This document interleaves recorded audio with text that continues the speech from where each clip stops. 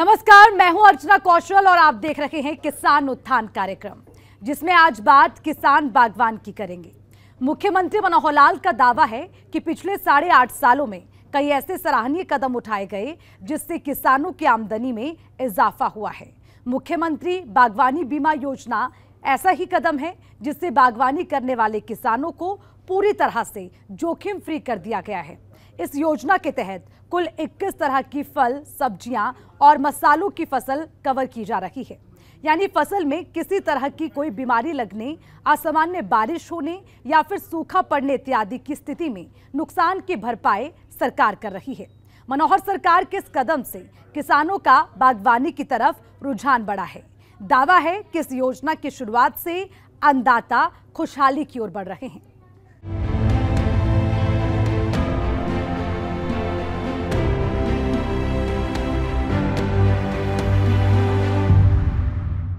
प्रदेश के मुखिया मनोहर लाल ने किसानों की आमदनी बढ़ाने की सोच के साथ सितंबर 2022 को मुख्यमंत्री बागवानी बीमा योजना की शुरुआत की थी।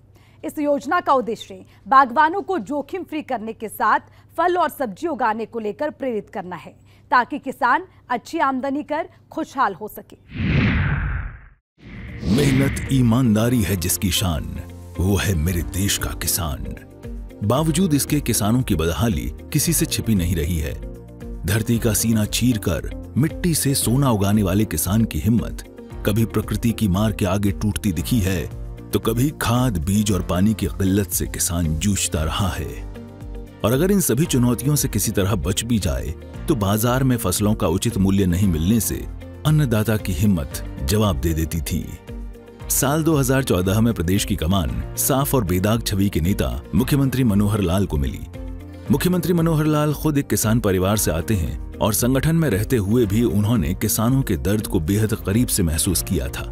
लिहाजा मनोहर सरकार का दावा है कि किसानों की आमदनी बढ़ाने को लेकर कई कदम उठाए गए हैं, जिससे किसानों की जिंदगी पहले से बेहतर हो रही है। किसान को कभी भी हमने कम नहीं आंका है।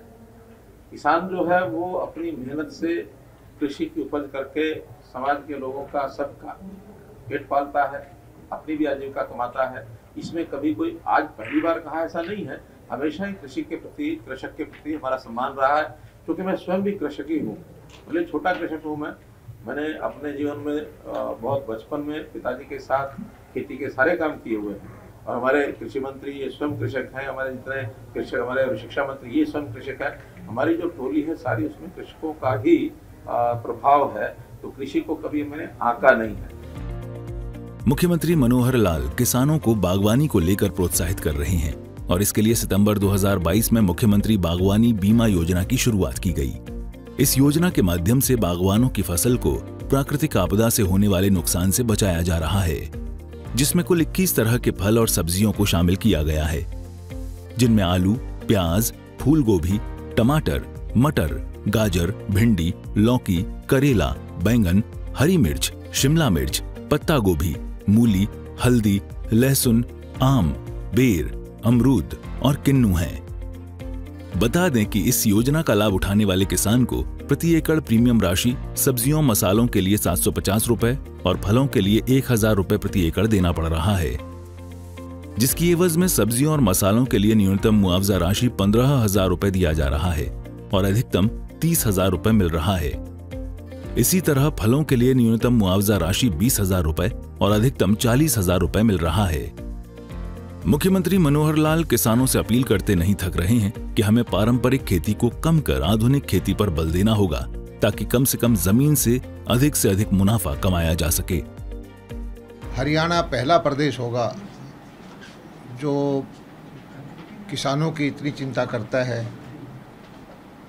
बागवानी और फलों की जो कृषि करते हैं उन किसानों के जोखिम को भी सरकार ने योजना बना करके अपने ऊपर लेने का फैसला किया है। हमने अपने विभाग के अंदर ये योजना बनाई है और इस योजना के अंदर ट्रस्ट मोड में हमने पैसा भी डाल दिया है और 40,000 रुपये तक का बीमा किसान को सिर्फ 1,000 रुपये देना पड़ेगा। जितनी उसकी फसल खराब होगी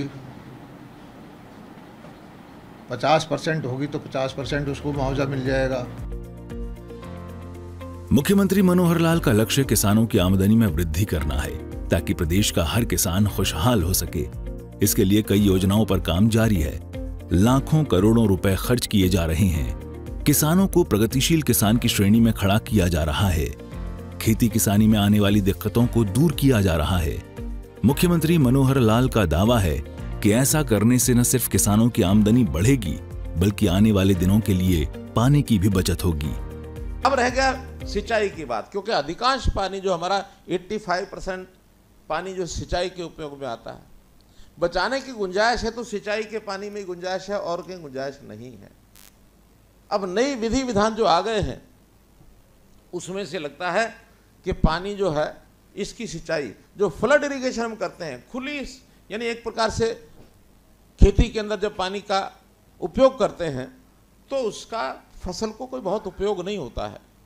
फसल को उपयोग के लिए तो उसकी जड़ों में सिर्फ बूंद बूंद पानी भी डाला जाएगा तो उस नाते से उसका उपयोग करके उसमें से बचा सकते हैं। तो इसलिए ये जो विधि है ये हमको यानी सूक्ष्म सिंचाई, माइक्रो इरिगेशन, टपका सिंचाई, फुहारा सिंचाई इसी में से मिल सकता है ताकि हम पानी की अधिकांश मात्रा इसमें से कैसे हम बचा सकते हैं।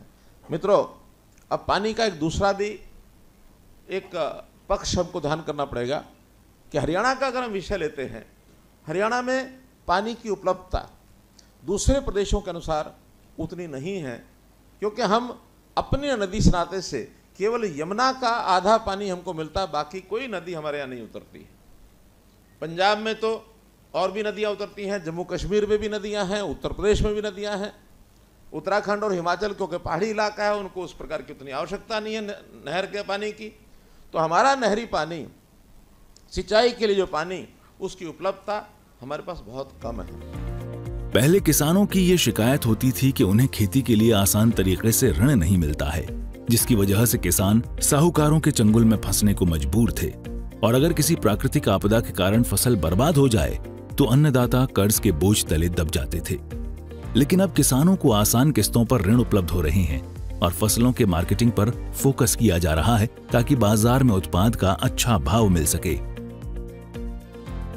कृषि में भी हमने शुरू किया है, खास करके मेरी फसल मेरा ब्यौरा, ये एक ऐसा कार्यक्रम चलाया है कि अब हर किसान को उसमें अपनी एंट्री करनी होती है कि उसने क्या फसल बोई है और उसके ठीक डाटा रिकॉर्ड अगर बन जाता है तो बैंकों से लोन लेना है, कहीं फसल खराब होती है तो बीमा कंपनियों से मुआवजे का विषय आता है या मंडी में जाकर के उसको बिक्री करना है, ये सब चीज़ें उसमें सुविधाजनक तरीके से ऑन रिकॉर्ड आ गई हैं।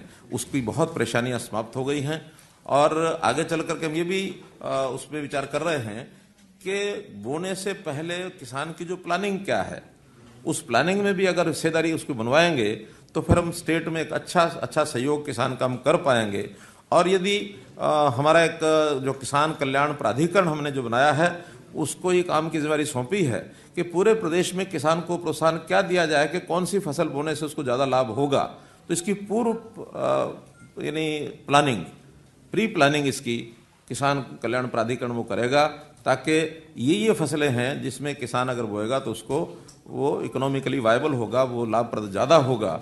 तो ये चीज़ें भी हम आगे चल करके करने जा रहे हैं। मनोहर राज से पहले सरकार पर यह आरोप आम थे कि किसानों को लेकर सरकार की कोई ठोस नीति नहीं है, जिसकी वजह से अन्नदाता को कई तरह की मुश्किलें झेलनी पड़ती हैं। आजादी के इतने सालों बाद जहां देश का दूसरा सेक्टर बुलंदियों को छू रहा है, अन्नदाता की हालत जस की तस थी। देश का पेट भरने वाला किसान वही पुरानी पद्धति से खेती कर रहा था, जिससे लागत ज्यादा और उपज कम होती थी। ऐसे में किसानों की हालत खराब होना स्वाभाविक था। मनोहर राज में किसानों को इससे निकाला जा रहा है और आधुनिक खेती पर बल देकर किसानों की आमदनी बढ़ाई जा रही है। साथ ही खेती को जोखिम फ्री कर दिया गया है, जिससे अब किसानों को नुकसान का डर समाप्त हो गया है। ब्यूरो रिपोर्ट, सूर्य समाचार।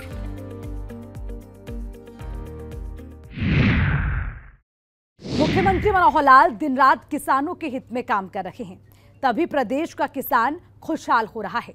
चलिए दीजिए इजाजत, फिर मिलेंगे, तब तक के लिए नमस्कार।